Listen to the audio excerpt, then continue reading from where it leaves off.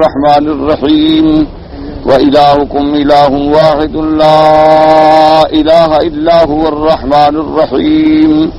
قال المؤلف والمفسر رحمه الله تعالى أدام النفع بعلومه وعلومكم في الدارين آمين إلى أن قال يخبر تعالى عن تفرده بالإلهية وأنه لا شريك له ولا عديد له بل هو الله الواحد الأحد الفرد الصمد والذي لا إله إلا هو.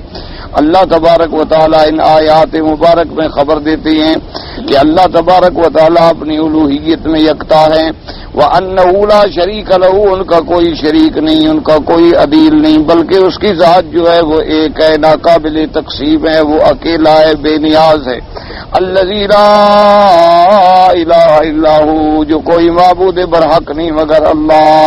وَأَنَّهُ الرحمن الرحیم، اور وہ نہایت مہربان اور بہت ہی مہربان فرما نہایت رحم والے ہیں. وقد تقدم تفسیر هذین الاسمین فی اول الفاتحہ. اب مفسر رحمۃ اللہ علیہ فرماتے ہیں کہ الرحمن الرحیم کی جو تفسیر ہے وہ سورۃ فاتحہ میں گزر چکی ہے. وفی الحدیث عن شعر بن اوشب بن اسماء بنت یزید بن السکن رسول اللہ صلی اللہ علیہ وسلم انہ قال اسم اللہ الاعظم فی ہاتین الآیتین وإلہکم الہ واحد لا الہ الا هو الرحمن الرحیم. الف لام میم اللہ لا الہ الا هو الحی القیوم. اب مفسر رحمۃ اللہ علیہ فرماتے ہیں کہ ایک حدیث مبارک میں آیا ہے، شعر ابن حوشب نے اسماء بنت یزید ابن سکن سے روایت کی ہے کہ حضور پاک صلی اللہ علیہ وسلم نے فرمایا کہ اللہ تبارک و تعالیٰ کا اسم اعظم جو ہے وہ ان دو آیتوں کے اندر ہے، یعنی ان دو آیتوں میں اللہ تبارک و تعالیٰ کا اسم اعظم جو ہے وہ موجود ہے. اچھا، اور اسی طرح یاد رکھیں کہ بعض اور بھی روایات اس بارے میں آئی ہیں. اصل بات یہی ہے کہ جتنی کوئی چیز اہم ہوتی ہے اتنی ہی اللہ تبارک و تعالیٰ نے اپنے بندوں کے لیے اس کو اخفاء میں رکھا ہے. اس کی وجہ یہ ہوتی ہے کہ بندوں کی تڑپ جو ہے وہ رہے اور تلاش اور جستجو جو ہے وہ باقی رہے. ورنہ اگر ایک نعمت ان کو دے دی جائے تو خدا کی قدرت ہے کہ پھر آدمی اس کی قدر نہیں کرتا، اس کی عزت و عظمت و منزلت جو ہے وہ ختم ہو جاتی ہے. اور اگر خدا نہ خاصہ اس میں اعظم معین کر دیا جاتا اور پھر اس کی تکریم و تعظیم جو اس کے شان کے لائق ہے کوئی نہ کرے تو وہ تو پھر اللہ کی تمام نعمتوں سے محروم ہو جاتا. اس لیے اللہ نے اسم اللہ الاعظم جو ہے، ہمارا ایمان ہے کہ اللہ کے اسماء ہیں، اللہ کی صفات ہیں اور ان میں اسم اعظم ہے. اور اسم اعظم جو ہے اس کی شان یہ ہے کہ اذا دعی بہ استجاب، کہ جب اس نام کے ساتھ اللہ سے مانگا جائے تو اللہ تبارک و تعالی قبول فرماتے ہیں اور وہ دعا جو ہے منظور ہو جاتی ہے. تو بہرحال علماء نے بہت سارے روایات کو اور آیات قرآنیہ کو جمع کیا ہے کہ ان میں کہیں اسم اعظم ہے. کون سا ہے؟ بعض علماء نے فرمایا کہ اللہ یہ اسم اعظم ہے، بعض نے فرمایا کہ الحی القیوم جو ہے وہ اسم اعظم ہے. اور اسی طریقے سے اور بھی اقوال ہیں علماء کرام کے، لیکن زیادہ اقوال اسی لفظ اللہ کے بارے میں آتے ہیں. بہرحال تو آدمی کو یہ چاہیے کہ ان آیات مبارک کو پڑھ کے اللہ سے دعا کیا کرے اور یقین کامل سے. وَإِلَٰهُكُمْ إِلَٰهٌ وَاحِدٌ لَا إِلَٰهَ إِلَّا هُوَ الرَّحْمَٰنُ الرَّحِيمُ. الف لام میم اللہ لا الہ الا هو الحی القیوم. ثم ذكر الدليل على تفرده بالإلهية بخلق السماوات والأرض وما فيهما وما بين ذلك مما ذرى وبرى من المخلوقات الدالة على وحدانيته. اب اللہ تبارک و تعالیٰ نے اس آیت میں بیان فرمایا کہ الوہیت اسی کے لیے ہے اور اللہ تبارک و تعالیٰ کی وحدانیت، اللہ تبارک و تعالیٰ کا کوئی شریک نہیں. اب ان آیات میں اللہ اپنے تفرد پر، اپنے فرد و احد ہونے پر دلیل ذکر فرماتے ہیں اور یہ کہتا ہے کہ اللہ پاک نے دلیل ذکر فرمائی بخلق السماوات والارض، کہ اس ذات پاک نے جس نے آسمانوں کو پیدا کیا اور زمین کو پیدا کیا، وما فیہما، اور جو اس کے اندر مخلوق ہے جس کو اللہ نے پھیلایا اور بنایا، جتنی مخلوقات ہے یہ سب مخلوق پہ جب نظر ڈالیں گے تو یہ دلالت کرتی ہے اس کی وحدانیت پر کہ وہ واقعی وحدہ لا شریک لہ ہے۔ تو اس لیے قرآن مقدس میں آپ جتنی ماشاءاللہ آیات پہ نظر ڈالیں گے تو جہاں الوہیت کا ذکر آئے گا تو وہاں اس کی قدرت کا ذکر بھی آئے گا اور اس کے کمال علم کا ذکر بھی آئے گا۔ اور اسی طرح دلائل جو ہیں زیادہ آسمان اور زمینوں کے اس لیے ذکر کیے گئے ہیں، یاد رکھیں کہ آسمان اور زمین سے گویا ہر وقت انسانوں کا ایک سابقہ ہے کہ وہ زمین کے اوپر رہتے ہیں اور آسمان کے نیچے بستے ہیں۔ اور دوسری بات یہ ہے کہ یہ دونوں اتنے عظیم کرے ہیں، اتنا ان کا طول و عرض ہے کہ آج تک کوئی جان بھی نہیں سکا ہے، کوئی آج تک یہ دعویٰ نہیں کر سکا کہ آسمان کتنا بڑا ہے، اس کا طول و عرض کتنا بڑا ہے۔ اور تیسری بات یہ ہے کہ یہ قدرت کی سنائی پہ ایک عجیب یعنی دلیل ہے کہ اتنا بڑا آسمان، پھر اس پہ اور 6 آسمان یعنی 7 آسمان جو ہیں تباکن تاہ برتا، اور ان کے درمیان میں 500 سال کا فاصلہ ہے۔ تو اتنی بڑی عظیم چیز، اور پھر سب آسمانوں پہ اللہ کی مخلوق ہے، اور پھر اس کے بعد اللہ تبارک و تعالیٰ کے لیے کرسی ہے اور عرش ہے اور پھر دریا ہے اور پانی ہے، اور ان ساری چیزوں کو بغیر آمد ترونہا، بغیر کسی ستونوں کے اللہ نے روکا ہوا ہو، تو یہ اس کی کمال قدرت پہ دلالت کرتا ہے۔ اور دوسری بات یہ بھی ہے کہ دیکھیں نا جی کہ دنیا میں جتنے بندے بھی اللہ معاف کرے، اللہ پاک بچائے شرک اور کفر سے۔ مثلا بعض لوگ جو سورج کے پجاری ہیں وہ یہ نہیں کہتے کہ سورج نے آسمان و زمین بنایا، یہ بات کوئی کر ہی نہیں سکتا۔ وہ یہ تو کہتے ہیں کہ آسمان اور زمین میں جو تصرف ہے یہ سورج کی وجہ سے ہے اور چاند تاروں کی وجہ سے ہے، لیکن یہ تو کوئی دنیا میں ایسا احمق پیدا نہیں ہوا جو یہ کہے کہ جی سورج نے آسمان اور زمین بنائے ہیں یا ان تاروں نے آسمان اور زمین بنائے ہیں۔ اچھا، اسی طرح جو لوگ جو ہیں اللہ رحمت فرمائے انہوں نے انبیاء کو خدا کا درجہ دے دیا، لیکن وہ یہ نہیں کہہ سکتے کہ آسمان و زمین بھی انہوں نے بنائے ہیں۔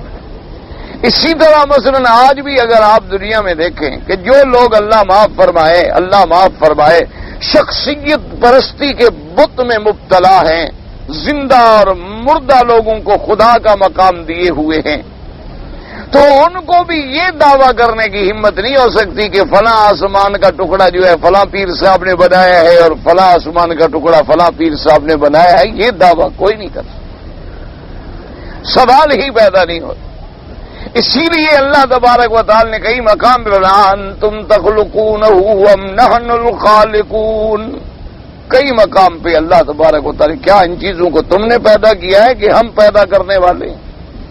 اسی طرح اللہ تبارک و تعالی نے ان فی خلق السماوات والارض، اسی طرح فرمایا امن خلق السماوات والارض، اسی طرح فرمایا ولئن سألتهم من خلق السماوات والارض۔ تو یہ تمام چیزیں جو ہیں یہ اتنی بڑی دلیل ہے کہ جس کا کوئی مشرک کافر بھی انکار نہیں کر سکتا، الا کوئی معاند ہو، کوئی جاہل ہو کہ بس میں نہ مانوں، تو اس کا تو کوئی علاج نہیں ہوتا نا دنیا میں، ورنہ کوئی آدمی یہ دعویٰ نہیں کر سکتا۔ اسی لیے اللہ نے فرمایا کہ میرے مدنی صلی اللہ علیہ وسلم ان کافروں کو آپ چیلنج کریں، انہیں تحدی کریں کہ ارونی ماذا خلقوا من الارض، کہ ظالموں جن کو تم جا کے سجدے کرتے ہو یہ تو بتاؤ انہوں نے کوئی زمین کا ٹکڑا پیدا کیا ہے؟ ام لہم شرک فی السماوات، یا آسمانوں میں ان کا کوئی حصہ ہے؟ کوئی بات تو بتلاؤ نا، آخر ان کو جو تم پوجتے ہو، ان کو جو تم وہی مرتبہ دیتے ہو جو خدا کا مرتبہ ہے۔ باقی بات یاد رکھو یہ بھی ایک دھوکہ ہے، اکثر لوگ کہتے ہیں کہ نہیں جناب خدا تو خدا ہے، اللہ معاف کرے جی خدا ہے، بہرحال یہ ہم ان کو خدا کا درجہ نہیں دیتے، لیکن جب آپ قبر پہ جا کے سجدہ کرتے ہیں تو اب کیا درجہ دے رہے ہیں آپ؟ سجدہ کس کے لیے ہے؟ ایک سوچنے کی بات۔ اب جناب تعویلات کرنا کہ جناب وہ عبادت کا سجدہ ہے اور وہ تعظیم کا سجدہ ہے اور وہ فلاں سجدہ ہے اور وہ فلاں سجدہ ہے، یہ بات تو کوئی عقل والا آدمی تسلیم ہی نہیں کر سکتا۔ کوئی سمجھدار تعظیم نماز جو ہم پڑھ رہے ہیں عبادت ہی تو تعظیم ہے کہ جب تک ہمارے دل میں اللہ کی عظمت پیدا نہیں ہوگی تو ہم کیوں جھکیں گے؟ عظمت کے بعد ہی آدمی جھکتا ہے، اور اللہ تبارک و تعالیٰ کی کمال عظمت کا دل میں آنا جو ہے وہی تو عبادت کا ذریعہ ہے کہ ہمارے دلوں میں کمال محبت، کمال عظمت، اللہ تبارک و تعالیٰ کی ذات کی بلندی اور عظمت اتنی آتی ہے کہ آدمی جھک جاتا ہے۔ تو یہی تو وہ عبادت جو ہے عظمت سے ہی تو پیدا ہوتی، اگر دل میں عظمت نہ ہو تو کون سجدہ کرے گا؟ اور جو لوگ زندہ انسانوں کو سجدہ کرتے ہیں تو لازمی بات ہے کہ ان کے دل میں ان کی عظمت ہے، یا ان کو نفع نقصان کا مالک سمجھتے ہیں کہ یہ مجھے نقصان دے گا یا مجھے نفع پہنچائے گا۔ تو اس لیے یہ کہنا کہ جی ہم خدا تو نہیں سمجھتے، بھائی تم سجدہ بھی کرتے ہو، تم اللہ نے فرمایا کہ مساجد میں اعتکاف بیٹھو، اور تم قبروں پہ نوراتے بھی بیٹھتے ہو۔ اللہ تبارک و تعالیٰ نے فرمایا کہ میرے نام پہ قربانی کرو، تم قبروں پہ جا کے قربانی بھی کرتے ہو، ان کے نام پہ سبیلیں بھی لگاتے ہو، ان کے نام پہ خیرات بھی کرتے ہو، اور پھر باقاعدہ لکھتے ہو کہ یہ سبیل جو ہے فلاں بزرگ کی ہے۔ اور شرک کیا ہوتا ہے؟ اس کے علاوہ آخر شرک کس کو کہتے ہیں؟ اللہ تبارک و تعالیٰ رحمت کرے، تم اپنے جانوروں میں بزرگوں کے نام پہ اسی طرح جانور چھوڑتے ہو گئی، یہ بکرا جی میرے پیر کے نام پہ، اسی طرح تم اپنے بچوں کی چوٹیاں رکھتے ہو، سارا سر مڑا دیں گے، یہاں چوٹی چھوڑ دیں گے، تو یہ کیا ہے؟ نہیں جی یہ تو حضرت کے مزار پہ جا کے ہم نے صاف کر لیں گے، یہ تو حضرت پیر صاحب کے نام پہ ہے اور وہاں قبر پہ جا کے ہم نے یہ چوٹی اتار لی۔ تو آخر شرک کس بلا کا نام ہے؟ شرک کیا ہوتا ہے آخر؟ بھئی ہندو دیوی دیوتا کے نام پہ کرے اور تم قبروں کے نام پہ کرو، پھر فرق کیا رہ گیا؟ اس لیے ٹھنڈے دل سے بات کو سمجھا کرو۔ باقی یہ دھوکہ دینا، دیکھو جناب ایک آدمی جی اپنے بچے کو بوسہ دیتا ہے، بیوی کو بوسہ دیتا ہے جناب، اور اگر ہم نے بزرگ کی قبر کو بوسہ دے دیا تو کیا ہو گیا؟ یعنی اندازہ کرو کہ بیوی بچے کا بوسے دینے کا تعلق دنیاوی معاملات سے ہے، کوئی دین سے ہے؟ اور پھر بیوی بچے کا بوسہ دینا اور قبر کا بوسہ دینا برابر ہے؟ وہاں بھی تم ان کو بیوی کا درجہ دیتے ہو۔ عقل کی بات کرو، لوگوں کے دماغ خراب کرنے کے لیے دیکھو جی بچے کو تو بوسہ دیتے ہیں، بیوی کو بوسہ دیتے ہیں، اگر ہم نے حضرت کی مزار پہ بوسہ دے دیا تو کیا ہو گیا؟ تو وہاں تمہارا یہی عقیدہ ہوتا ہے؟ یاد رکھو معاملات اچھا بیوی کو بوسہ دیتے ہو لیکن بیٹی بڑی ہو جائے تو نہیں دیتے ہو، کیوں؟ کہ وہ بھی تمہارا رشتہ ہے، بیوی سے زیادہ قریب ہے، بیٹی زیادہ قریب ہے، بہن زیادہ قریب ہے، ماں زیادہ واجب الاحترام ہے، لیکن جس طرح بے تکلفی سے آدمی اپنی بیوی کو ملتا ہے اسی طرح ماں سے کر سکتا ہے؟ تو ہر کسی کے احکام الگ ہیں، ماں کا مرتبہ الگ ہے، بہن کا مرتبہ الگ ہے، بیٹی کا مرتبہ الگ ہے، اسی طرح اپنا اولاد کا مرتبہ الگ ہے، والدین کا مرتبہ الگ ہے، اسی طرح عقیدوں میں خدا کا مقام الگ ہے، انبیاء کا مقام الگ ہے، اولیاء کا مقام الگ ہے، زندوں کا مقام الگ ہے، مردے کا مقام الگ ہے، عالم دنیا الگ ہے، عالم برزخ الگ ہے، اور سب کے اپنے اپنے احکام ہیں۔ ایک دوسرے میں داخل کرو گے تو پھر دین نہیں رہے گا، پھر تو تمہارا اپنا ملغوبہ بن جائے گا، اس کا اسلام سے کوئی تعلق نہیں ہوگا۔ اس لیے اللہ تبارک و تعالی جو ہے بار بار یہ دلائل دیتے ہیں تاکہ آدمی ذرا بھی غور کرے تو خدا کی توحید سمجھ آ سکتی ہے۔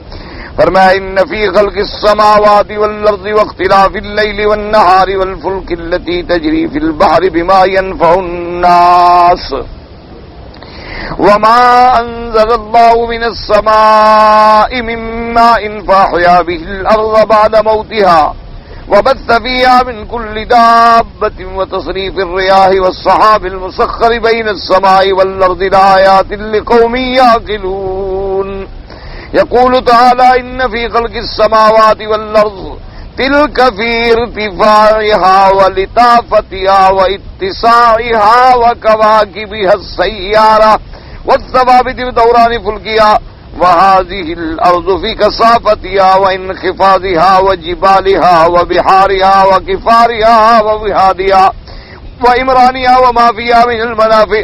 اللہ نے فرمایا آسمانوں میں تم نظر ڈالو، آسمانوں کی بلندی پہ نظر ڈالو، آسمانوں کی لطافت پہ نظر ڈالو، آسمانوں کی وسعت پہ نظر ڈالو، اس کے اندر ستاروں پہ، سیارات پہ، ثوابت پہ نظر ڈالو کہ بعض سیارات چلنے والے ہیں، بعض ایک ہی مقام پہ کھڑے ہیں. وَدَوْرَانِهَا فِي فُلْكِهَا، اور فلک کے اندر ان کی گردش پہ نظر ڈالو.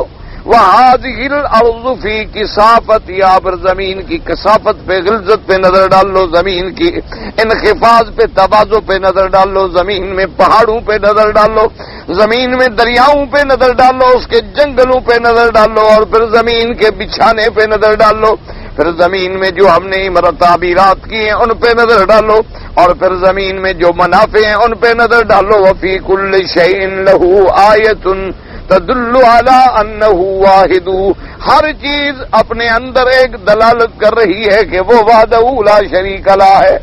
اللہ تبارک و تعالی نے فرمایا کہ ہر چیز کی ایک جو ہے، ہر چیز اپنے حال میں یا قال میں اس بات پہ دلالت کرتی ہے کہ اللہ وحدہ لا شریک لہ ہے. اب دیکھو نا جی، مثال کے طور پر آپ ایک گھر بناتے ہیں، اگر اس میں 4 آدمی کی رائے ہو نا تو ہر آدمی اپنی رائے دیتا ہے، ہر آدمی اپنی. اچھا گھر میں صرف سیٹنگ کرنی ہو نا تو 4 آدمیوں کو بلا لو تو ایک کہے گا جی یہ سینری یہاں لگاؤ، تو کہنا جی نہیں یہاں نہیں اچھی لگے گی، یہاں لگاؤ. تو اگر نعوذ باللہ اللہ نے فرمایا کہ 2 خدا ہوتے تو پھر یہ نظام عالم بھی تو درہم برہم ہو جاتا نا. اللہ تبارک و تعالی حکم دے کہ یہ پہاڑ یہاں رکھو، کہ نہیں جی نہیں یہاں نہیں رکھنا، ادھر رکھنا ہے. اللہ تبارک و تعالی حکم دیں کہ جی ابھی جو ہے دن ہونا چاہیے، وہ کہ نہیں جی نہیں ابھی تو رات ہونی چاہیے، میرے ماننے والے بندے جو ہیں ابھی آرام میں ہیں. تو پھر تو نظام عالم درہم برہم ہو جاتا. تو یہ ہر چیز کا ایک نظام ہے اور اسی نظام پہ لگی بندی وہ چل رہی ہے، ذرا بھی فرق نہیں آتا. معلوم ہوا چلانے والا ایک ہے کہ جس کے حکم پہ سب کچھ چل رہا ہے، جس کے حکم پر یہ سارا نظام عالم جو ہے وہ قائم ہے اور اس کے حکم میں کوئی دخل نہیں دے سکتا. اور یہ بات بھی یاد رکھیں کہ یہ جتنے فلاسفہ لوگ گزرے ہیں نا جی، ان میں پھر فلاسفہ قدیم بھی ہیں اور جدید بھی ہیں. تو بعض فلاسفہ جو ہیں وہ آسمانوں کا انکار کرتے ہیں، یعنی وہ کہتے ہیں آسمان کوئی نہیں ہے، وہ آسمانوں کے بالکل منکر ہیں. وہ کہتے ہیں کہ یہ جو ہمیں دور ایسے ایک چیز نظر آتی ہے، وہ کہتے ہیں بس یہ نیلگوں سی ایک چیز ہے، یعنی خلا ہے، اور دور ہونے کی وجہ سے ہمیں ایسے نظر آتا ہے، ورنہ آسمان و آسمانوں کا وہ کہتے ہیں وجود ہی کوئی نہیں ہے، یعنی وہ منکر ہیں سماوات. اچھا اب اس میں یہ بات یاد رکھ لو کہ جب سماوات کا انکار ہوگا تو پھر آسمانوں پہ جو مخلوق ہے اس کا تو خود بخود ہی انکار ہو گیا. جب آسمان ہی نہ رہے تو پھر ملائکہ. اچھا جب آسمانوں کا انکار ہوگا تو کرسی کا خود بخود انکار ہو گیا، اور جب کرسی کا انکار ہوگا تو عرش کا خود بخود انکار ہو گیا، مانا اللہ کا انکار ہو گیا. پھر اللہ کے قرار العرش کا انکار ہو جائے گا. تو اس لیے فلاسفہ قدیم تو بہرحال اس بات کے ہی منکر ہیں، وہ کہتے ہیں جی آسمان وغیرہ تو ہے ہی کوئی نہیں. البتہ جو ان کے فلاسفہ جدید والے لوگ ہیں وہ کہتے ہیں کہ نہیں آسمان ہیں، وہ کہتے ہیں آسمان تو ہیں اور لیکن ہمیں نظر نہیں آتے. اچھا اب وہ کہتے ہیں جی زمین بھی ہے، لیب. اچھا اب ان میں پھر اختلاف ہے. بعض تو یہ کہتے ہیں کہ جی آسمان بالکل نہیں ہے، البتہ یہ چاند سورج جو ہیں یہ گردش کر رہے ہیں، یہ حرکت میں ہیں، ان کی ایک حرکت ہے.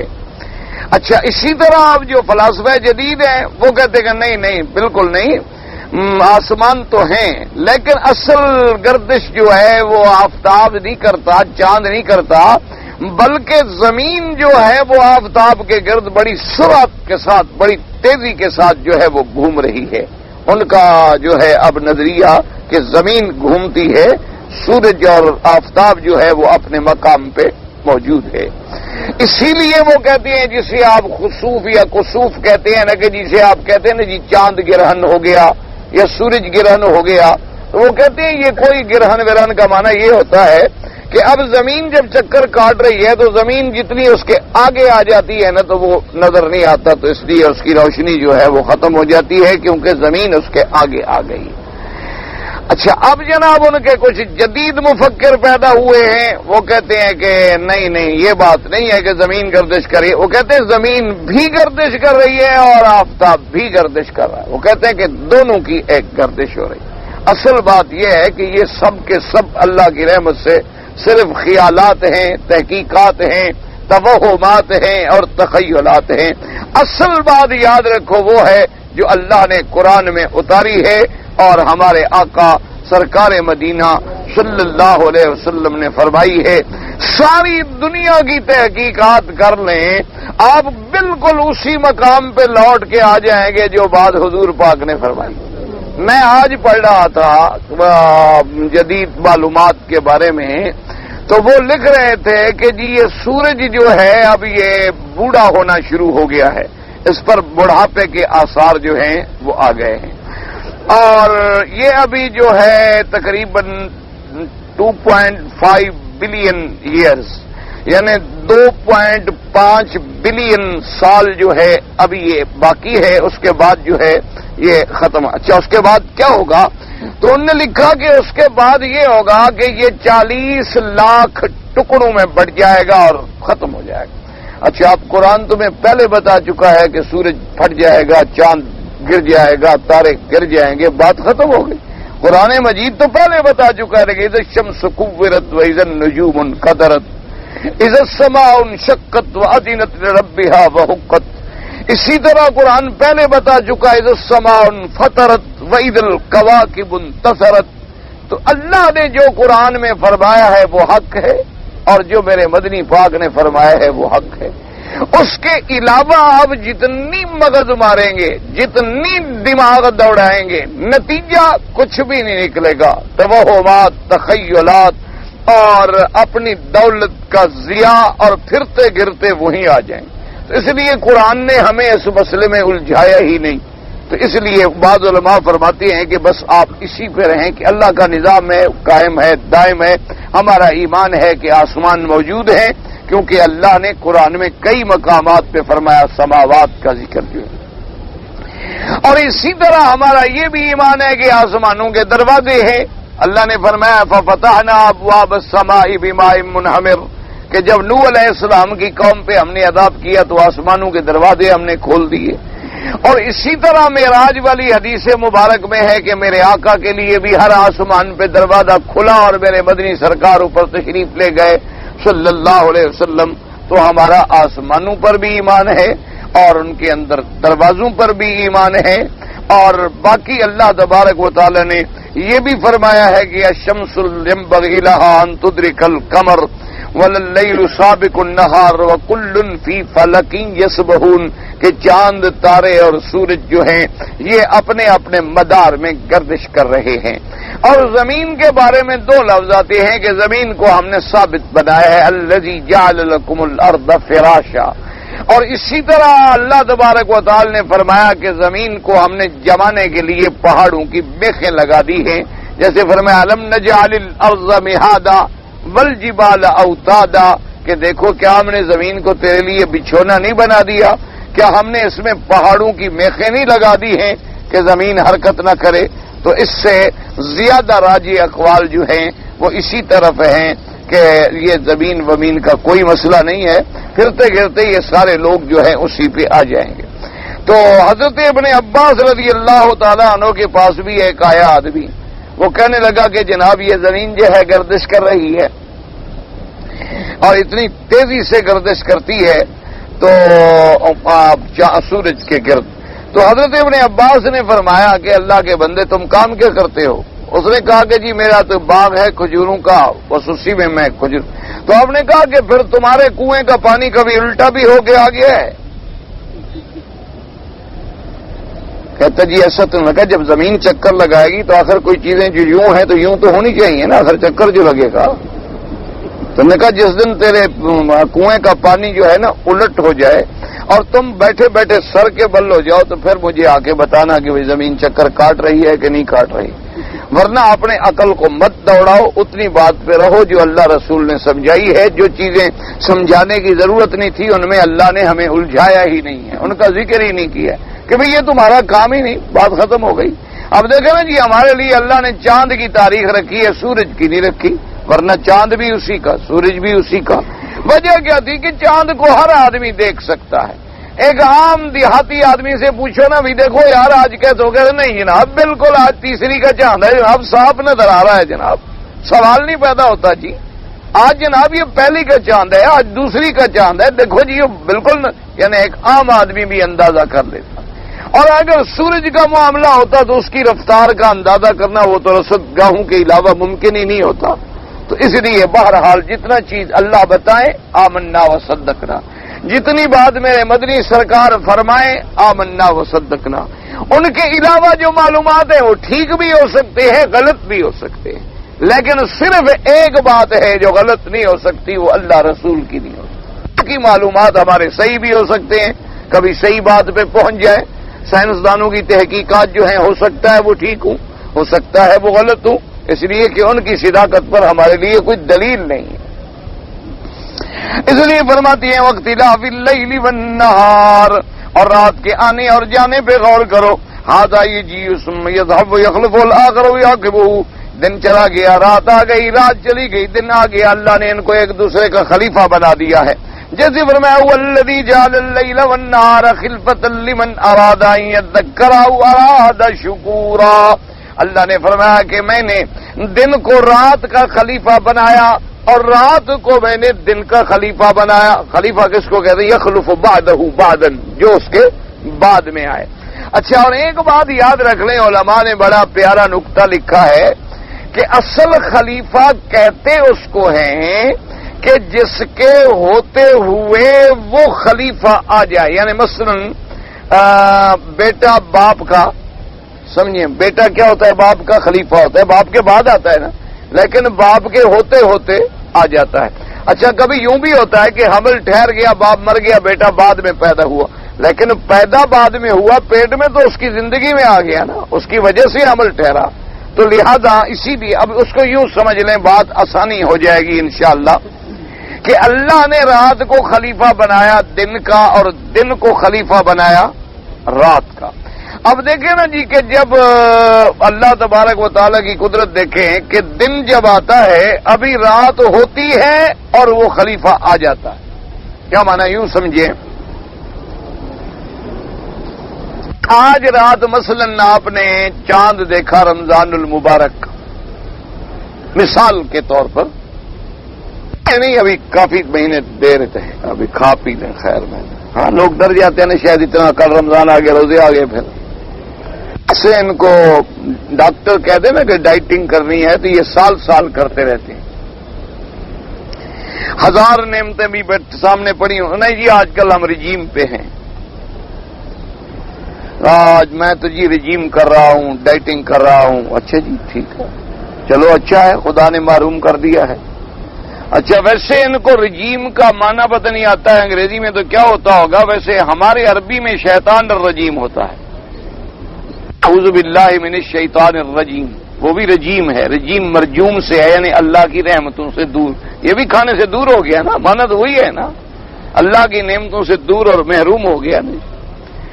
بہرحال یہ تو ایک لطیفے کی بات تھی، آپ کھائیں نہ کھائیں آپ کی مرضی، آپ پھر کہیں مولوی صاحب نے کہا تھا زیادہ کھائیں، میں نہیں کہہ رہا نہ زیادہ کھانے کا اور نہ کھانے کا، یہ تو ایک ایسے بات آ گئی۔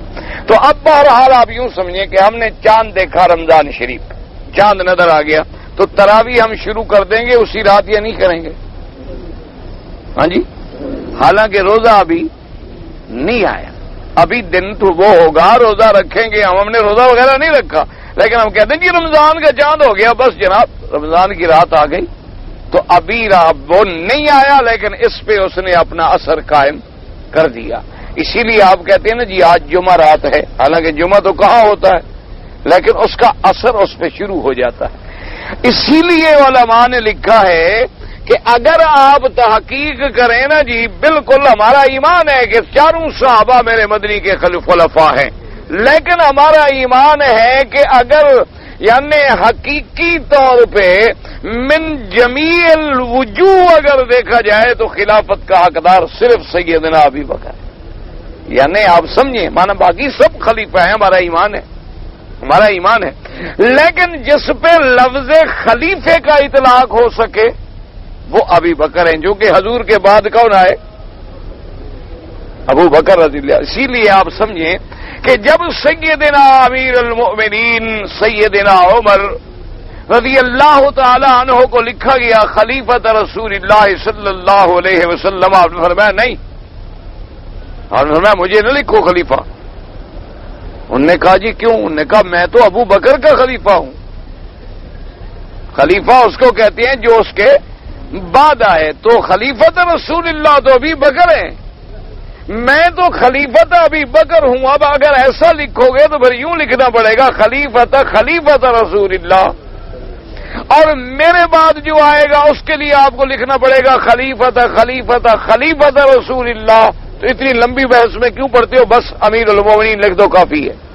خلیفۃ رسول اللہ تو ابی بکر ہے، کیونکہ حضور کے بعد تو مسند پہ بیٹھنے والا سیدنا ابی بکر رضی اللہ تعالیٰ. اور جیسے میں نے کہا تھا کہ خلافت کا شان وہ ہے کہ وہ پہلے جس کا خلیفہ بننا ہے اس کے ہوتے ہوئے آ جائے، تو حضور کے مصلی پہ حضور کی ہوتے ہوئے ابی بکر آ گئے. یہ مقام صرف سیدنا صدیق کو ملا کہ حضور موجود ہیں، سرکار مدینہ باحیات ہیں،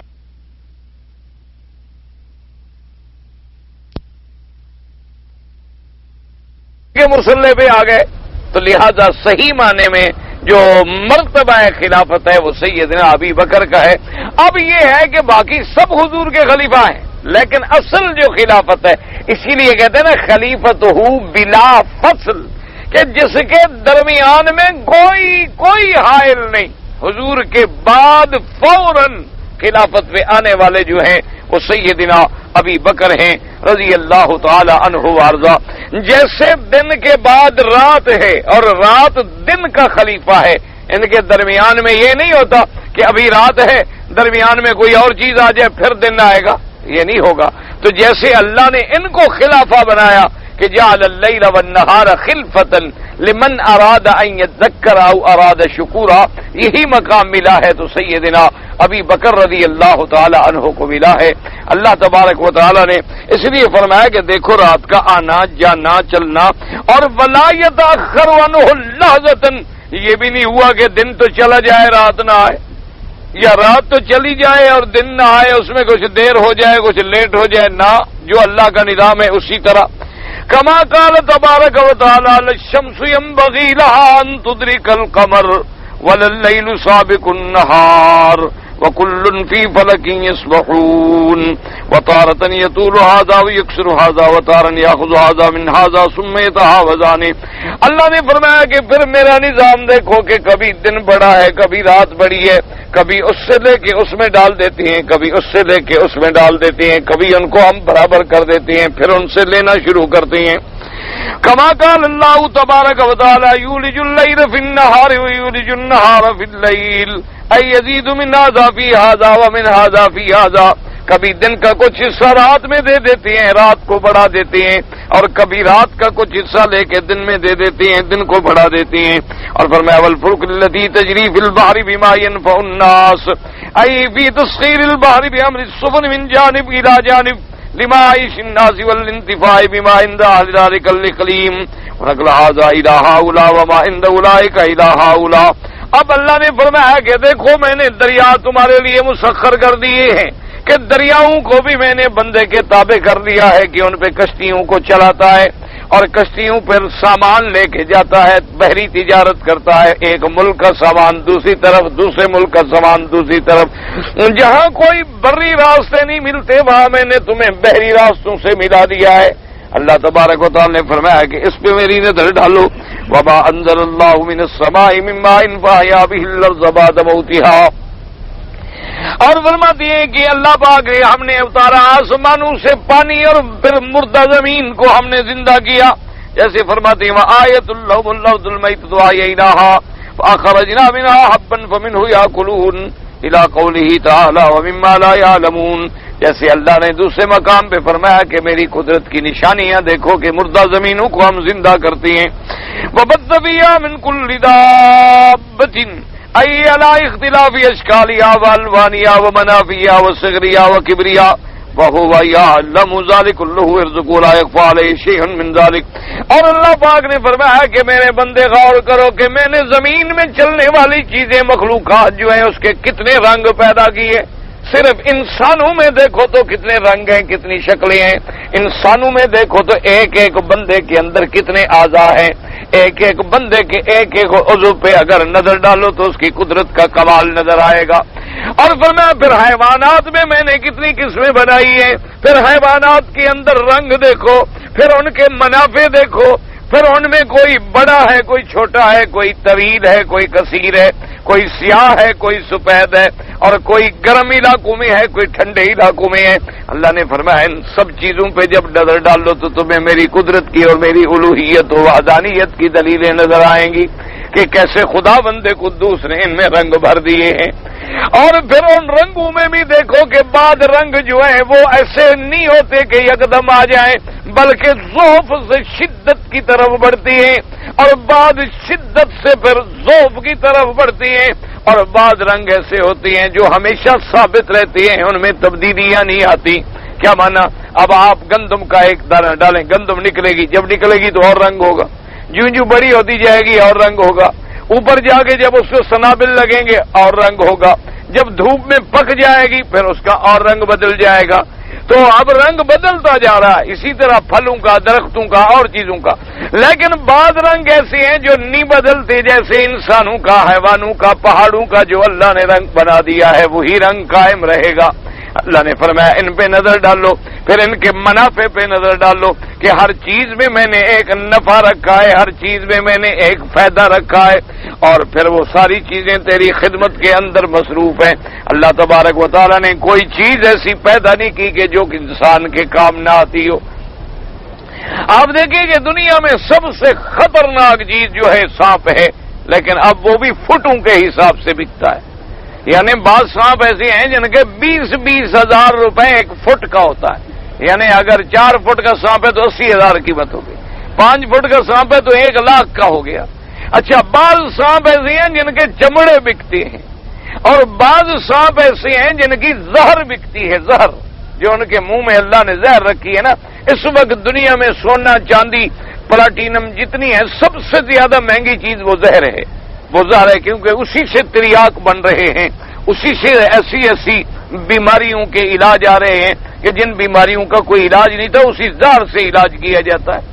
تو اللہ نے فرمایا کہ یہ سب چیزیں جو میں نے پیدا کی ہیں ان سب پہ جب تم نظر ڈالو گے، شرط یہ ہے کہ یہ نہ کرو کہ میری زمین پہ رہو، میرے آسمان کے نیچے رہو، میرے پیدا کرتے ہوئے غذائیں استعمال کرو، میرے جانوروں کی سواری استعمال کرو، میرے جانوروں کا دودھ استعمال کرو، اور سجدہ جا کے غیروں کو کرو، نظریں جا کے دوسروں کی بناؤ، نیازیں جا کے تم دوسروں کی کرو، اور میری ذات کے ساتھ شرک کرو، تو پھر اس سے بڑی بغاوت دنیا میں کیا ہو سکتی. اسی لیے جیسے دنیا میں بغاوت کی سزا موت ہے، اللہ نے بھی پھر مشرک کی سزا جہنم ہی رکھی ہے، اور جہنم بھی ایسی کہ ابدی پھر اس سے کبھی نکلنا بھی نہیں ہوگا. اس لیے فرماتی ہے کہ پھر ان کا یہ بھی میرے رب کا کمال دیکھو کہ جتنی مخلوق پیدا کی سب کو جاننا بھی اسی کا کمال ہے. دیکھو نا جی، انسان کے پاس کبھی ایسا ہوتا ہے آدمی کو اللہ بھی زیادہ بچے دے دے نا، تو کبھی پوچھو نا کہ بھائی اپنا تمہارے بچوں کا نام کیا ہے، تو 2-3 نام پوچھ کے پھر وہ اپنے لڑکے سے بولے یار تمہارے اس بھائی کا کیا نام ہے. یعنی اس کو اپنے بیٹوں کے نام بھی بھول جاتے ہیں. بعض اوقات آدمی کے بچے دیا تھا انہیں 10, 12, 15, 20 اللہ قادر ہے، اور اللہ تبارک و تعالیٰ سب کو زیادہ دے، اچھے دے، اور ان کو صالح بنائے. تو اب جناب جب نام پوچھے گا نا جی 5-7 کے بعد بھول جائے گا، پھر ان سے کہے گا بھائی اور تمہارے اس بیٹے کا نام کیا ہے، کیونکہ محبت میں نام تو پھر لوگ اپنے اپنے رکھ لیتے ہیں نا. اچھا، اسی طرح سے مثلا آپ نے جو اپنے کھیت میں مثال کے طور پر آپ نے باغ لگایا ہے، آپ یہاں بیٹھے بیٹھے مجھے نہیں بتا سکتے ہیں کہ اس باغ میں کتنے درخت ہیں، آپ نہیں بتا سکتے، حالانکہ آپ نے خود لگایا ہے. آپ نے وہ پودے بھی خرید کے لگائے ہیں، اللہ واسطے کے بھی نہیں. ایک ایک پودا آپ نے خریدا ہے، آپ نے گڑھے کھودے پودے لگوائے لیکن آپ بھول، اور جی آپ نے کہتے ہیں ہاں جی میں نے 2 کلے میں باغ لگایا ہے، 10 کلے میں لگایا ہے 2 مربع، بھئی اس میں درخت آم کے کتنی ہیں، کنو کتنی ہے، مالٹا کتنی ہے، فلاں کہتا جی ٹھہرے 1 کلے میں کتنی لگتا ہے، پھر ضرب تقسیم پہ بیٹھے گا، یعنی اس کو وہ بھی یاد نہیں ہوتا ہے۔ اللہ نے فرمایا یہ دیکھو میرے کمال علم کا کہ پرندے ہیں اور وہ اپنے اپنے گھونسلے میں ہیں، کوئی جنگل میں ہے، کوئی غاروں میں ہے، کوئی دریاؤں میں ہے، میرے علم سے کوئی چھپا ہوا نہیں، میں سب کو رزق پہنچا رہا ہوں۔ ہر کسی کو اس کے وقت کے مطابق رزق ملتا ہے، جس کو مٹی کھانی ہے مٹی ملتی ہے، گوشت کھانا ہے گوشت ملتا ہے۔ اللہ تبارک و تعالیٰ کے نظام عالم پہ نظر ڈالیں، صرف اسی ایک بات کو بھی دیکھ لیں تو اللہ تبارک و تعالیٰ کی قدرت کا کمال جو ہے تمہیں نظر آ جائے گا کہ ان تمام چیزوں کو رزق دینا اور ان کے رزق کو ان کے مقام پہ پہنچانا، اچھا پھر سب کو اپنے رزق کے بارے میں اور نفع نقصان کے بارے میں بھی معلومات مہیا کر دینا۔ اب آپ حالانکہ آپ نے سنا ہوگا کہ شیر کبھی گھاس نہیں کھاتا، شیر گھاس نہیں کھاتا، گوشت کھاتا ہے، لیکن اللہ کی شان دیکھو کہ شیر جب بیمار ہو جاتا ہے تو اس کو بھی پتا ہے کہ جنگل میں فلاں بوٹی کا پتا ہے، اگر کھا لو تو ٹھیک ہو جاؤں گا، وہ جا کے وہی کھائے گا، حالانکہ وہ جنگل کا شیر ہے، حیوان ہے۔ اسی طرح آپ دیکھ لیں بندر ہیں اور جتنی جانور ہیں، ان کو کہیں زخم آ جائے گا، ان کو کہیں کوئی چیز آ جائے گی، فوراً جائیں گے اپنی اپنی بوٹیوں کو پہچانتے ہیں، وہ توڑ کے لے آئیں گے، کھائیں گے، ٹھیک ہو جائیں گے۔ اچھا بعضوں کا آپ نے دیکھا ہوگا زبان سے چاٹ رہے ہوں گے، کیونکہ وہ لعاب میں جو اللہ نے مادہ رکھا ہے وہ اس کے زخم کا علاج ہے، وہ اسی سے علاج کر رہا ہے۔ اور پھر یہ دیکھیں ایک مرغی ہے، انڈوں پہ بٹھا دو اور اس کے انڈے نکل آئے 20-25 انڈوں پہ بٹھا آپ نے 20-25 بچے، اب ایک چھوٹی سی مرغی اور 25 بچے، اور جناب آپ نے دیکھا کیا قدرت کا نظارہ ہوتا ہے کہ مرغی آگے جا رہی تھی، چھوٹے چھوٹے سے بچے جو ہیں اس کے پیچھے پیچھے دوڑ رہے۔ اچھا جب وہ کسی بلی کی آواز سنیں گے فوراً ماں کے پروں کے نیچے جائیں گے، فوراً وہ ماں کے پر کے نیچے، حالانکہ وہ بندہ موجود ہے گھر والا، وہ مرغی کا بچہ کبھی مالک کی طرف نہیں دوڑتا کہ میں ادھر جاؤں، وہ بلی کو ڈانٹ دے گا، وہ اپنی ماں کے نیچے جائے گا کہ یہیں سے مجھے شفقت کی، مجھے مدد کی امید ہے کہ مجھے ماں اپنے پروں میں چھپا لے گی اور یہ بلی اچھا اور بلی میری دشمن ہے، مجھے کھا جائے گی، یہ بھی اس کو پتا ہے۔ چوہے کو بھی پتا ہے جناب بلی گھر میں آ جائے وہ حضرت ویسے رخصت ہو جاتے ہیں، اور فوراً چلا جائے گا، اسے پتہ لگ جائے گا کہ بلی آ گئی۔ اچھا بلی کو بھی ایسا علم ہے، آپ اس کو جناب صندوق میں بند کر دیں، صندوق کو تالا لگا دیں، محلہ مسودے سے لے کے جا کے جنت المحلہ کی پرلی طرف چھوڑ آئیں، پرسوں انشاءاللہ تمہارے گھر میں ہوگی۔ اس کو کس نے یہ راستے سمجھائے ہیں؟ اس نے کس پیر کی منت مانی ہے؟ ایمان سے کہو، اس نے کہاں کہاں نوراتے بیٹھے ہیں؟ اس نے کون سے غیروں سے مدد مانگی ہے؟ کس کو پکارا ہے؟ اللہ کا نظام ہے، عالم ہے، وہ چلا رہے ہیں۔ اس لیے فرمایا کہ جب تم غور کرو گے میری آیات میں تو ہر چیز تمہیں نظر آئے گی۔ اللہ سے دعا کرو اللہ ہمیں توحید کی سمجھ دے۔ کہتے ہیں جی پاک بدن شریف میں جنت کا دروازہ کھلتا ہے، وہ ٹھیک ہے کہ نہیں ہے؟ بھائی آپ بھی جانتے ہیں اس جنت کے دروازے کے بارے میں کوئی قرآن حدیث میں کوئی حکم ہے؟ اگر ہے تو ٹھیک ہے، آمنا و صدقنا، اور اگر نہیں ہے تو سیدھی بات ہے جنت کا مالک کون ہے؟ تو پھر کوئی اور کون ہے مائی کا لال دروازہ کھولنے والا؟ اور یاد رکھو جنت میں تو کوئی داخل نہیں ہو سکتا جب تک آخرت نہ آئے، جب تک قیامت نہ آئے اس سے پہلے جنت جہنم میں داخلہ نہیں ہوتا۔ صرف جنت کی نعیم دکھائی جاتی ہیں، جہنم کے عذاب کے نمونے چکھائے جاتے ہیں۔ اصل جنت یا جہنم جو ہے وہ حشر کے میدان کے بعد وسیق الذین اتقوا ربهم الی الجنۃ زمرا۔ اچھا یہ عقیدہ رکھنا کہ جناب اس دری سے جو گزر جائے وہ جنت میں جائے گا، تو پھر یہ مرتبہ تو میرے خیال میں حضور کے مدینے کو ملنا چاہیے تھا، روضہ رسول کو ملنا چاہیے، اور کون سی جگہ ہے جو میرے محمد مدنی کے روضے کا مقابلہ کر سکے؟ کیا آپ کے عقیدے میں آپ کا کیا خیال ہے؟ حضور کے روضے سے اور اللہ کے کعبے سے زیادہ کوئی دوسری جگہ افضل ہو سکتی ہے؟ اور یا اندازہ کریں کہ جب مشرکین مکہ کعبے میں داخل ہوتے رہے لیکن جہنم میں گئے، جنہوں نے کعبے کا دروازہ اونچا اسی لیے رکھا تھا کہ جس کو چاہتے تھے داخل کرتے تھے، جس کو چاہتے تھے داخل نہیں ہونے دیتے تھے، اس کے باوجود بھی وہ جہنم چلے گئے۔ تو اصل جنت اور جہنم کا تعلق جو ہے وہ عقیدہ توحید سے ہے، کسی دوسری جگہ کو ہم یہ نہیں کہہ سکتے۔ ہاں جیسے اگر ایک لفظ آیا ہے حدیثوں میں تو وہ میرے مدنی پاک کے روضے کے بارے میں آیا ہے کہ منبر سے لے کر میرے روضہ مبارک تک، میرے حجرہ مبارک تک جو جگہ ہے یہ جنت کا ٹکڑا ہے۔ یا حدیثوں کے بارے میں یا مساجد کے بارے میں آتا ہے یا حلقات ذکر کے بارے میں آتا ہے کہ گویا کہ یہ بھی جنت کی چراگاہیں ہیں بطور سمجھانے کے۔ حضور نے فرمایا اذا مررتم من ریاض الجنت فرتعوا، کہ اگر تم جنت کی چراگاہوں سے گزرو تو تم چر لیا کرو۔ صحابہ نے پوچھا حضور کون سی جنت کی چراگاہیں ہیں کہ ہم چر لیں؟ آپ نے فرمایا جہاں اللہ کا ذکر ہو رہا ہو، قرآن پڑھا جا رہا ہو تو یہ بھی جنت کی چراگاہیں ہوتی ہیں، بیٹھ جایا کرو، تم بھی شریک ہو جایا کرو تاکہ تمہیں بھی جنت سے پھل مل جائے۔ یہ اسی لیے میں نے عرض کیا نا جی۔ اب حضرت فرید الدین شکر گنج رحمت اللہ علیہ جو ہیں، آپ حیران ہوں گے کہ ان کا تعلق جو ہے حضرت نظام الدین رحمت اللہ علیہ سے ہے، اور یہ وہ لوگ ہیں جن کی زندگی توحید میں گزر گئی ہے، جن کی زندگیاں ساری دنیا کو اسلام سکھانے کے لیے، ایمان پھیلانے کے لیے، اللہ کی توحید کا ڈنکا بجانے کے لیے گزر گئی ہے۔ اب اگر ان کی وفات کے بعد ان کے مزارات پہ ہم ایسی چیزیں پیدا کریں تو ان میں اللہ والوں کا تو کوئی قصور نہیں۔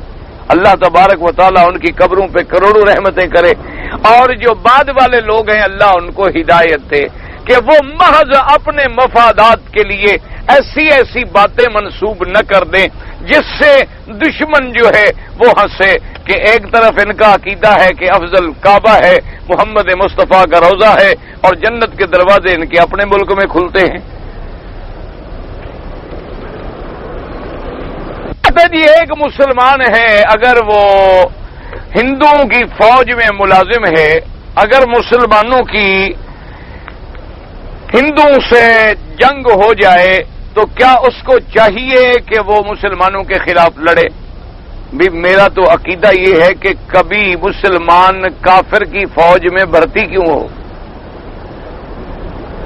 ایک اصولی بات رکھیں، مسلمان اسلام کے لیے لڑتا ہے، اللہ کے لیے لڑتا ہے، اللہ کے دین کے لیے لڑتا ہے۔ مسلمان کسی مسلمان سے لڑنے کا تصور بھی نہیں کر سکتا۔ اللہ تبارک و تعالیٰ معاف کرے، اور ایسا وقت آ جائے تو اس کو چاہیے کہ عالم اسلام کی مدد کرے، مسلمانوں کی مدد کرے۔ شرعاً اس کو یہ حق نہیں پہنچتا ہے کہ ہاں یہ علیحدہ بات ہے کہ مثلا ایک ملک میں ہے اس کی حفاظت کے لیے، لیکن یہ تو نہیں حفاظت کے لیے مسلمانوں پہ لڑے۔ مسلمانوں سے لڑنے کی کوئی گنجائش نہیں۔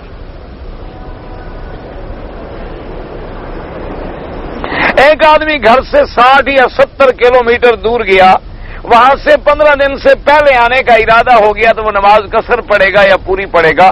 بھائی امام ابو حنیفہ رحمت اللہ علیہ کے نزدیک 48 میل شرعی کا ہونا ضروری ہے، 60 کلومیٹر پہ مسافر نہیں بنتا، اس لیے وہ نماز پوری پڑھے گا۔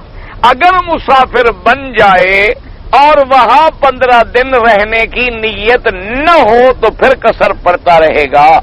اگر نیت کر لی کہ میں 15 دن رہوں گا، پھر چاہے 2 دن کے بعد چلا گیا، پھر نماز پوری پڑھے گا، کیونکہ معاملہ اللہ کے ہاں نیت پر ہے۔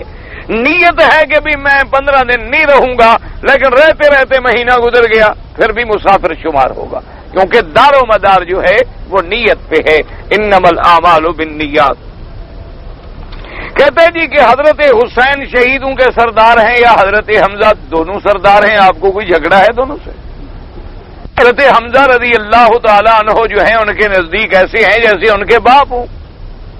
حضرت حمزہ کا مقام جو ہے وہ تو حضرت حسین رضی اللہ تعالیٰ عنہ کے باپ کے مانند میں ہے۔ اور پھر صحیح حدیثوں میں سیدنا حمزہ کے بارے میں آیا ہے شہداء سید الشہداء، یہ سیدنا حمزہ کا لقب ہے احادیث صحیحہ میں۔ اور بعض ضعیف حدیثوں میں حضرت حسین کے بارے میں بھی آیا ہے، لیکن وہ روایت صحیح نہیں ہے۔ حدیث صحیح جو ہے اس میں لقب جو ہے وہ سیدنا حمزہ کو ملا ہے رضی اللہ تعالی عنہ۔ اور پھر اصولی بات ہے، یاد رکھو کہ وہ تو آتا ہے، حضور صلی اللہ علیہ وسلم نے فرمایا کہ میرے بیٹے جو ہیں جنت میں سردار ہوں گے، لیکن حضور کی زندگی میں تو حضرت حسن یا حضرت حسین شہید ہی نہیں ہوئے، حضور نے تو ان کو لقب۔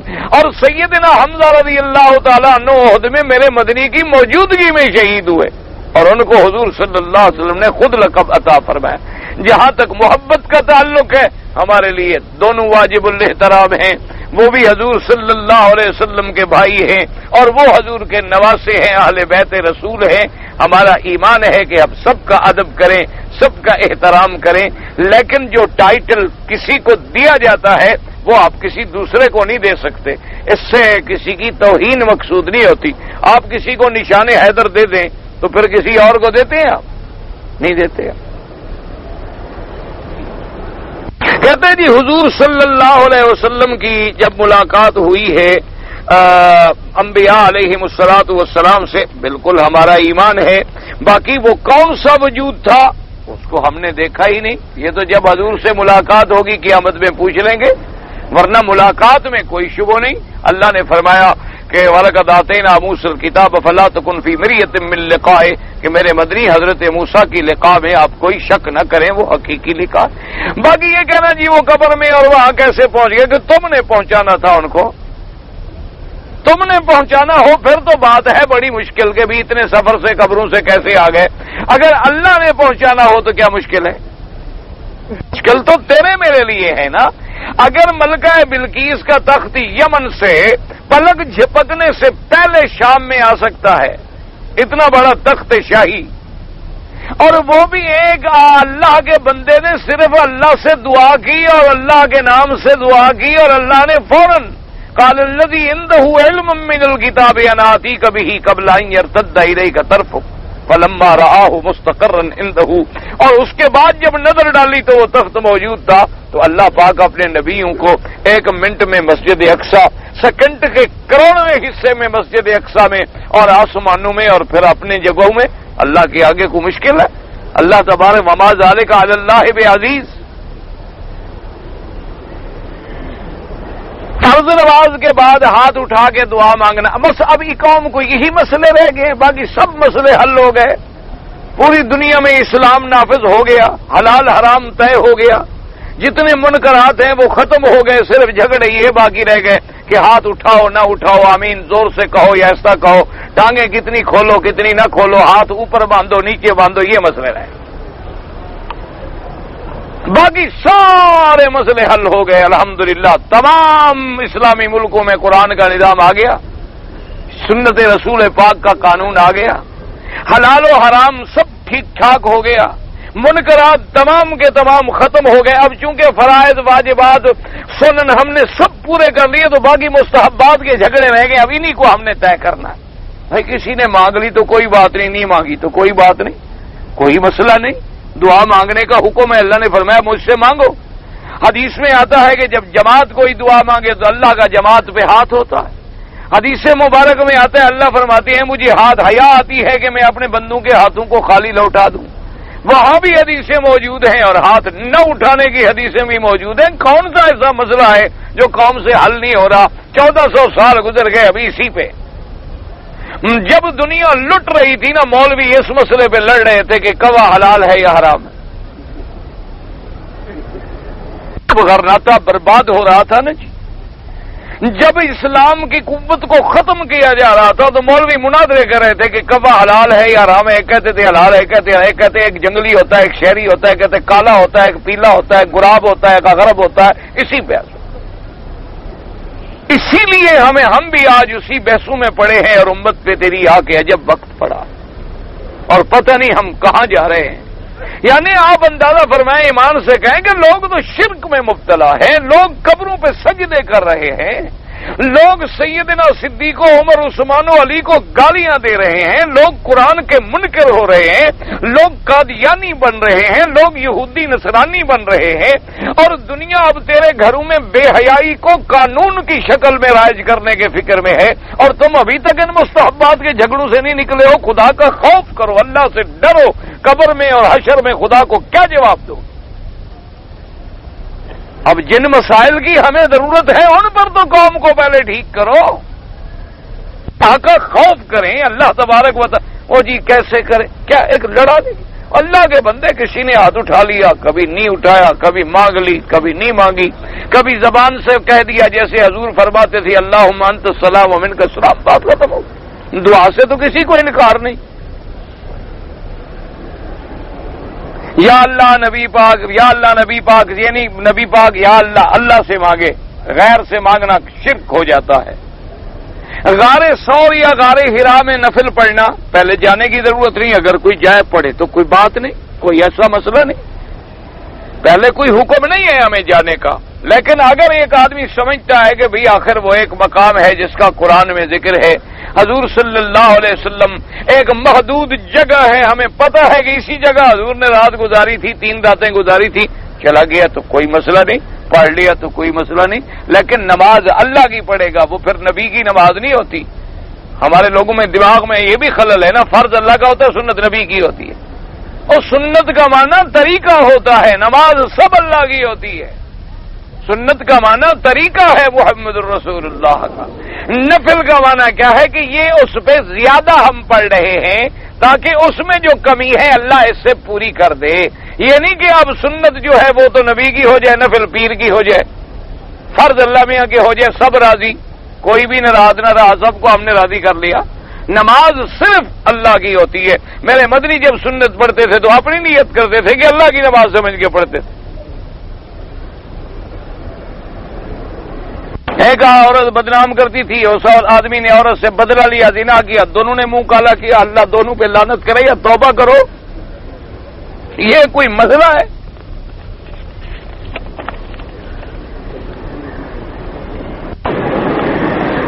انا للہ و انا الیہ۔ ایک آدمی نے لکھا ہے انا للہ و انا الیہ راجعون، یہ پھاڑ دیں بھائی، کہ وہ بیچارہ مزدوری پہ ہے اور اس کی عورت حاملہ ہو گئی، اور حاملہ بھی اس کے باپ سے ہوئی، اندازہ کر۔ اب آ گئی قیامت کے نہیں؟ اب آپ اسی سے اندازہ فرما لیں کہ اس سے بڑی قیامت ہوگی کوئی؟ کہتے ہیں میں کیا کروں، تم طلاق دے دو، دفع کرو بس، اور کیا کرو، یہ کوئی حکم نہیں کہ تم قتل کرو یا کچھ کرو۔ وہ خدا کو اپنا جواب دیں گے، بس تم ایسی عورت کو چھوڑ دو اور اپنی جان چھڑاؤ، اور ایسے باپ کو بھی بس کیا کہیں، انا للہ۔ بچوں کو ختنہ کرنے کا حکم ہے، ہاں جی بالکل حکم ہے، سنت ہے، سنت الانبیاء والمرسلین۔ بچیوں کے ختنے کا میں نے تو کہیں نہیں پڑھا، تمہیں کہیں مل جائے تو دے دینا مجھے، دکھا۔ یہ مسئلے باقی رہ گئے ہیں، قوم بیچاری اسی میں الجھی کہ یہ بیچارہ بچیوں کا ختنہ کیسے ہوگا، یہ بڑا اہم مسئلہ ہے۔ ویسے رہ گیا نا تو قیامت میں پوچھا جائے گا تم سے۔ بھائی سنت الانبیاء والمرسلین جو ہے وہ بچوں کا ختنہ ہے، سمجھ آ گئی بات؟ سیدنا ابراہیم سے شروع ہوا، پھر میرے مدنی سرکار کی سنت بھی بنی، تو اس لیے انبیاء کی بھی سنت ہے، کہیں لڑکیوں کا حکم ہم نے نہیں پڑھا۔ زمین پتہ نہیں کہ زمین کمیٹی کی رقم کوئی تاخیر سے دے تو جرمانہ، کمیٹی بھی تم نے بنائی، جرمانے بھی تم نے بنائے، خود کرتے رہو، اس میں کون سا مسئلہ ہے بھائی؟ کوئی اسلام کا کہتا ہے جی غنا جو ہے وہ نفاق پیدا کرتا ہے دل میں، اور ہم نے سنا ہے کہ بعض بزرگان گانا سنتے تھے، تو ان بزرگوں کا معاملہ اللہ سے ہے یا آپ سے ہے؟ آپ نے ان کا حساب لینا ہے کہ خدا نے لینا ہے؟ تو بات ختم کرو، بزرگ تھے، کوئی غلطی ہے ان کی وہ جانے، اللہ جانے، باقی جو حدیث ہے آمنا و صدقنا۔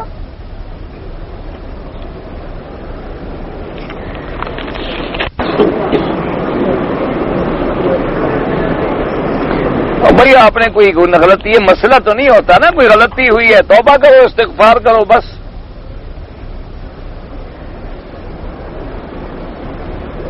میں آپ سے حضرت درخواستی مرحوم سے بھی ترجمہ پڑھا تھا اور آپ سے بھی پڑھ رہا ہوں، میں اگر مر جاؤں تو میرے لیے دعا کریں۔ بالکل، ہم تو سب کے لیے کرتے ہیں، صرف پڑھنے والوں کے لیے کریں گے اور کے لیے نہیں کریں گے۔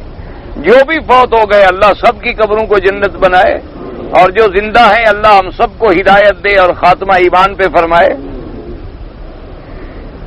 کیا یزید جنتی ہے جہنمی ہے؟ حدیث کی روشنی میں بتائیں، حدیث میں ہے ہی نہیں تو میں کیسے بتاؤں؟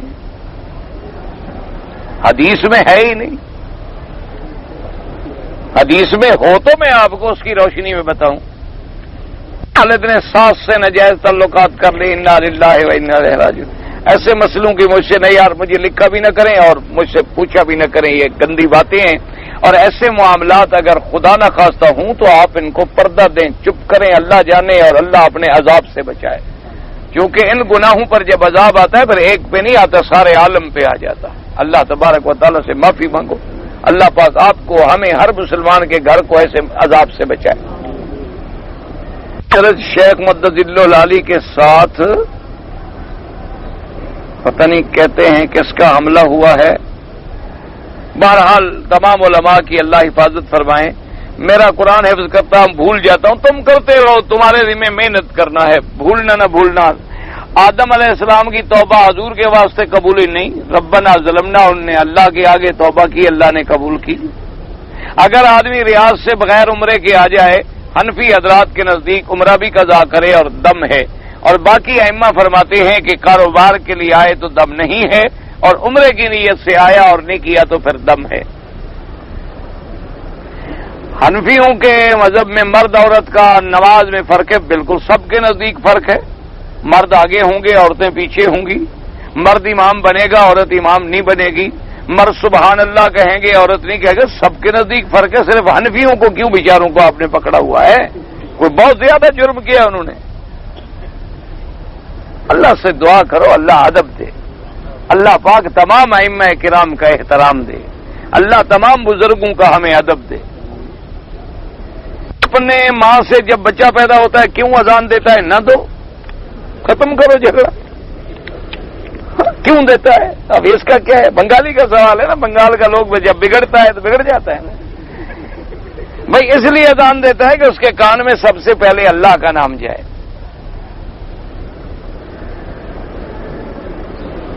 ایک آدمی کا بھائی نے شادی کی، بیوی کو طلاق دیا، بیوی مر گئی، آدمی مر گیا، تو میں کیا کروں؟ آخر کوئی مسئلہ ہو تو بتاؤں نا، مر گیا تو مر گیا، اللہ قبر پہ رحمت کرے۔ میں مکے میں ملازمت کرتا ہوں، پاکستان چھٹی پہ جا رہا ہوں، آتی دفعہ کسی بیماری کی وجہ سے میرے لیے احرام باندھنا بہت مشکل ہے۔ ابھی تم جا رہے ہو، واپسی کی بیماری کی نیت ابھی سے کر لی ہے تم، اور خیر مانگو اللہ صحت سے لے جائے، صحت کے ساتھ آؤ، احرام سے بچنے کے لیے کیوں بیماری ڈھونڈ رہے ہو؟ کیوں مکے میں نیت کر رہے ہو کہ میں بیمار ہوں گا؟ یہاں تو منہ سے بات نکلے گولی کی طرح لگ جاتی ہے۔